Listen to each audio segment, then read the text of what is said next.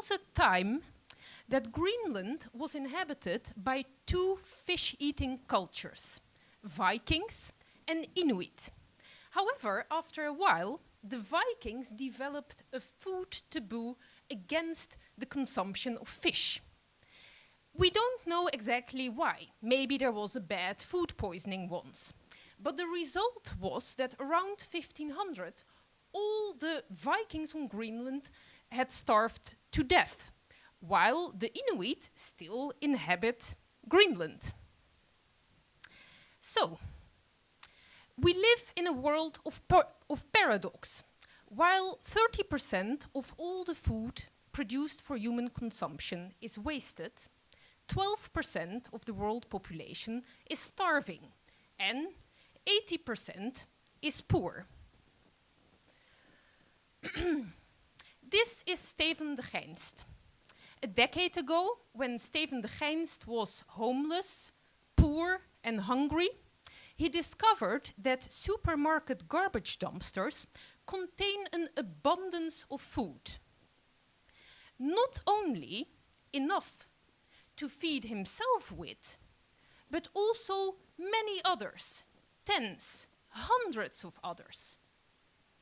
Realizing this, he decided to become a Robin Hood of the dumpster, distributing thrown away food to needy people in Belgium.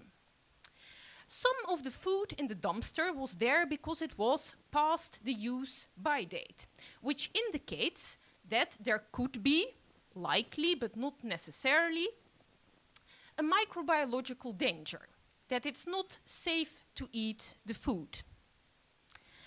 Other food in the dumpster was there because it was past the best before date. This is a rather arbitrary date on which the producer stops guaranteeing a certain flavor or texture or color of the food, and which in principle has nothing to do with food safety. And then there was food in the dumpster that was there simply because we consider it ugly, misshapen, bruised, non-standard. So, the event that I'm describing today, we have to go to the 22nd of March 2010. It's late afternoon and Steven de Gijnst stops by his local supermarket and looks at the dumpster, where he has found so much food over the years. Here we see Ruppelmonde, where this all happens. But this time, when he takes 2 bags of misshapen muffins out of the dumpster, the police arrives and arrests him for theft. Theft? Can you steal things that have been thrown away? Yes, says the court in Dendermonde. And in fact, it's actually even kind of serious theft, they say. All the good intentions of Steven de Gijnst, says the court, are not relevant at all. That he was trying to reduce food waste and feed the hungry, irrelevant. However, the fact that he was planning on distributing potentially dangerous muffins to others, well, that is an aggravating circumstance. So, 6 months of imprisonment. De Gijnst appeals against this judgment, unsurprisingly, and the sentence is suspended for the time being while he is appealing against the judgment. So 10 months later, the Court of Appeal in Ghent, we see the public prosecutor trying to coax the Court of Appeal and the supporters of the Muffin Man as well, to take a principled stance with regard to the consumption of food waste. But the court refrains from all the upheaval and treats the muffins as any other object, like an object X, with attention to detail, refraining from general statements. They simply ask the 3 questions that are asked in any case of theft. 1. Has an object been taken?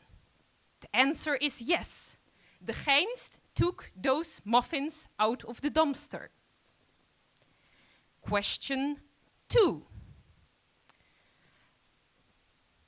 Was the object abandoned? Was it left up for grabs? Look at the facts. The dumpster is on private property, tucked away from sight.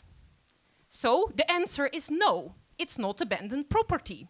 Question 3. Was there malicious intent to steal? The answer is no, it was simply a misunderstanding. The supermarket had been tolerating de geinst for years. So it is no wonder that de geinst mistook that for implicit consent. No malicious intent and de geinst is acquitted. Is this judgment called detached analytical? Yes, but that is precisely its strength. By paying such attention to the details, saying that it all depends on the facts, the court leaves room to all of us to renegotiate what can be eaten and what not. And that, as we have seen, is a question of utmost importance on which our survival might depend. Thank you.